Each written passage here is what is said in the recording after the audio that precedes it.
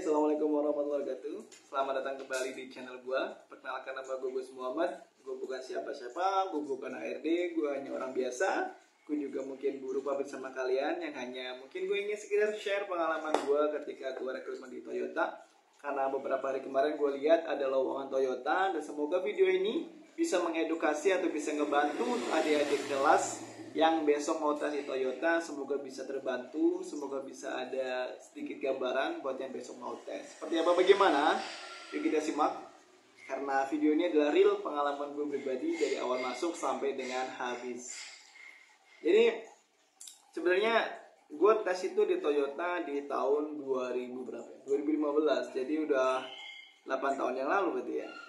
Ya mungkin juga ada beberapa yang berbeda, tapi gue yakin hampir 75% itu sama dengan apa yang akan kalian kerjakan besok ketika tes di Toyota. Oke, jadi ya silahkan disimak sampai akhir biar nggak ada salah paham. Dan nanti jika ada yang ingin tanyakan aja di kolom komentar, karena gue lebih sering diskusi di komentar daripada kalian harus WhatsApp gue atau bagaimana. Oke, jadi gue tes di tahun 2015. Di 2015 gue tes di BKK Kuningan, tepatnya di waktu tesnya di Universitas Kuningan. Apa kabar teman-teman dari Kuningan? Mungkin ada yang nonton. Jadi gue tes di sono, dan gue bukan orang Kuningan ya, gue orang Jawa. Karena kebetulan saat itu ada lowongan Toyota di Kuningan, jadi gue daftar. Alhamdulillah orang-orang Kuningan baik-baik, pihak BKK-nya pun baik, mau menerima orang-orang yang dari luar Kuningan, dan sangat welcome. Dan alhamdulillah pun kita dikasih tumpangan di sana untuk nginep semalam atau berapa malam untuk tes di sana. Jadi thank you banget buat bapak-bapak guru BKK untuk sekolah di Kuningan yang sudah menyediakan kami tempat untuk tinggal sementara di situ saat itu ya. Jadi gue tes di Kuningan, gue lupa tanggal berapa, yang pasti gue tes di situ sehari full dari pagi sampai sore. Tesnya ngapain aja bang? Tesnya itu tahapan pertama psikotes biasa pas gue ya. Psikotes biasa itu simple banget. Dan untuk kisi-kisinya udah gue bikin videonya khusus. Silahkan lu cek aja di YouTube, cari aja di YouTube Agus Muhammad spasi kisi-kisi tes PT Toyota. Lu ketik aja di pencarian YouTube lu Agus Muhammad pakai MO ya, Muhammad spasi kisi-kisi PT Toyota. Di situ udah gue bikin videonya. Dan mungkin kalau lu lihat di kolom komentar banyak banget pengalaman-pengalaman teman-teman yang sudah tes di Toyota, sharing di situ, berbagi di situ tesnya apa aja. Itu paling update di kolom komentar, lu cek aja.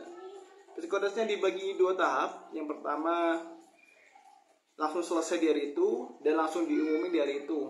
Nah, kalau kalian lolos di psikotes pertama, lanjut di psikotes kedua. Nah, yang psikotes kedua ini gue masih ingat banget tuh. Itu hanya psikotes gambar orang, gambar pohon, terus ortek tes, dan tes kepribadian. Setelah itu lanjut ke interview. Nah, interviewnya ini gak terlalu sulit. Kenapa? Karena waktu itu yang seingat gue, interview itu langsung satu HRD dengan 6 orang waktu itu gue ingat. 6 orang, jadi 6 orang dan 6 anak yang mau tes itu dijajarin. Kita duduk jajar gitu, dan depannya HRD 1 nanyain satu-satu. Jadi emang interviewnya sesimpel itu untuk PT Toyota sendiri ya. Itu untuk interview awal, dan itu langsung diumumin hari itu. Jadi diselesaikan di hari itu langsung untuk tes Toyota sendiri waktu gua. Jadi ya bisa dibilang sangat cepat untuk tes awal. Gua ngomongnya tes awal. Ketika diumumin langsung waktu itu gue masih ingat dikasih jadwal untuk medical check up. Dan jadwalnya itu seingat gue hamil seminggu kalau nggak salah ya. H plus seminggu. Tapi seminggu jadi setelah itu. Jadi kalau waktu itu hari Jumat, mungkin gue medical check upnya di hari Sabtu depannya seingat gue. Ya gue dikasih semacam botol kecil segini, itu untuk ngumpulin feses kalian di pagi hari. Jadi ketika kalian mau berangkat untuk medical check up, kalian diminta untuk ngumpulin feses kalian di situ. Kita lanjut, sorry tadi ada beberapa iklan yang sangat berisik. Nah, di saat itu pas diumumin kita lolos, kita dikumpulin lagi siapa aja yang lolos. Dan kita dikasih botol kecil segini, itu untuk ngumpulin feses kita, atau mohon maaf, kita di pagi hari, itu taruh di situ sedikit aja untuk cek laboratorium tubuh kita. Jadi memang medical check up Toyota sedetail itu. Dan seminggu berlalu, medical check up pun dilaksanakan.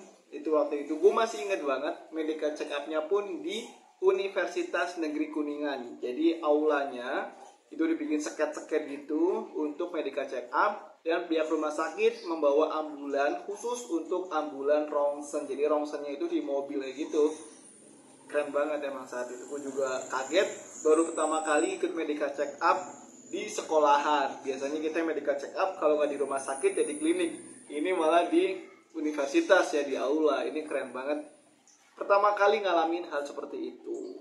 Dan ya untuk teman-teman yang mau medical check up, untuk tips dan trik lolosnya udah gue share juga videonya. Lu cek aja video gue, cari aja di pencarian YouTube kalian, ketik di pencari YouTube Agus Muhammad spasi tips dan trik lolos MCU PT Toyota. Di situ udah gue jelasin semuanya, baik trik dan triknya dan pengalaman-pengalaman teman-teman gue yang gagal dan yang lolos juga sudah banyak gue bahas di video-video sebelumnya. Jadi ya silakan kalian belajar aja di sana.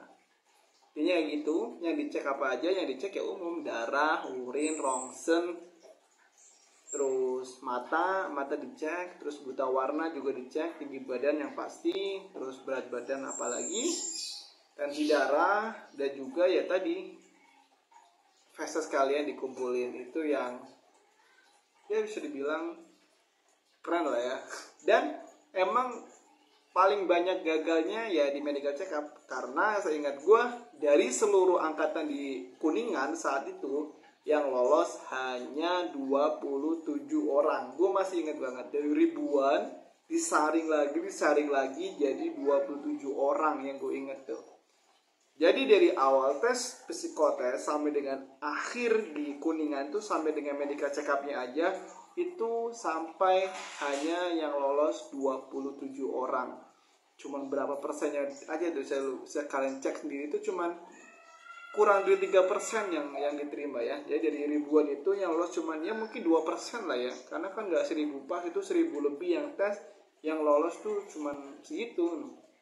Kenapa gue bisa tahu? Karena waktu itu emang gue sempat kepo pas tanda tangan kehadiran itu, gue cek orangnya lebih dari 1000 totalnya. Dan ketika kita berangkat ke Sunter dan kita bikin grup WA saat itu ya, bukan grup WA saat itu, grup BlackBerry. Itu waktu gue masih BBM kan, di 2015 tuh kita masih pakai BlackBerry Messenger tuh. Itu cuma 27 orang yang berangkat ke Sunter dari BKK Kuningan. Jadi emang sesusah itu masuk Toyota ya. Hanya 2% yang diterima di seluruh, bukan di seluruh sih, di sekali rekrutmen di Kuningan. Dan gue termasuk alhamdulillah di 27 orang itu. Misalnya ya teman-teman dari Kuningan, ada Cirebon, karena waktu itu teman-teman dari Cirebon juga ke situ juga sih kan gue. Itu memang Masya Allah lah, suatu kesempatan yang gue pun gak nyangka bisa jadi bagian dari 27 orang itu. Nah setelah medical check up tuh ngapain? Ketika kalian sudah lolos di medical check up, itu langsung induksi di Sunter. Tapi ketika kalian medical check up itu dibarengin dengan interview user dengan, kalau nggak salah itu security dari pihak Toyota. Itu seingat gue ya, keren banget lah waktu itu. Dan induksinya ngapain aja? Induksi di Toyota itu ya hanya pengenalan aja tentang profil perusahaan, terus yang pasti tentang hak dan kewajiban kalian nanti di Toyota, dan sekalian pembagian penempatan kalian saat itu. Cuman untuk saat ini, dari tahun-tahun sebelumnya sudah trending topiknya, ada trennya itu ketika kalian kelar induksi 3 hari itu, kalian dipulangin dulu nunggu panggilan vokasi magang. Karena emang udah nggak secepat dulu ya. Sekarang emang prosesnya rada lama Toyota, dan sekarang pun magang. Magangnya kalau nggak salah 6 bulan atau berapa bulan gitu. Nggak kayak zaman gue itu kontrak dan nggak selama itu. Habis induksi ya langsung aja ke Kerawang, apa stay di Sunter buat yang masih di Sunter. Kalau sekarang beda ceritanya, karena emang kebutuhannya beda, orangnya makin banyak, sedangkan kebutuhan untuk posisi yang dilamar itu semakin sedikit. Jadi ya kita bareng-bareng ngertiin aja, keadaannya beda dengan zaman dulu. Tapi ya selebihnya sama, hak kalian juga sama dan segala macamnya sama. Oke? Dan untuk selanjutnya ya udah, setelah itu gue ke Kerawang, training di sana, training sesuai departemen. Di Kerawang pun masih di training sendiri-sendiri dan masuk ke departemen masing-masing. Di departemen masing-masing masih di training lagi per departemen. Intinya jarak antara induksi ke masuk pabrik itu, masuk ke line pabrik itu Itu kalau nggak salah sebulanan dulu gue ada training sebulan baru mulai kerja, dan kerja pun masih dalam tahap toleransi, masih belajar gitu loh, nggak bener-bener dikasih tanggung jawab lebih itu saat itu, cuman nggak tahu sekarang. Oke. Paling itu aja yang bisa gue share tentang pengalaman gue rekrutmen dari awal sampai dengan kerja di Toyota. Mungkin kalau pengen yang lebih lagi, gue share lagi tentang kerjaan di sana sampai gue habis konten di sana. Jadi gitu aja, satu lagi buat teman-teman yang mau bikin saya pelamar kerja PDF, yang sudah ada PDF digabung jadi satu, bisa hubungi aja nomor gue di 08 93 kali 207 633. Dan yang punya TikTok, yang belum follow TikTok gue, lo bisa follow aja akun gue, Agus Muhammad 7. Oke, dari gitu aja, sehat selalu, bahagia selalu buat semuanya. Jangan lupa subscribe channel gue dan share video ini ke teman-teman kalian. Dan silakan komentar di kolom komentar video ini sampai ke daerah mana. Apakah sampai Kendari, sampai Kalimantan, atau sampai Jawa Timur.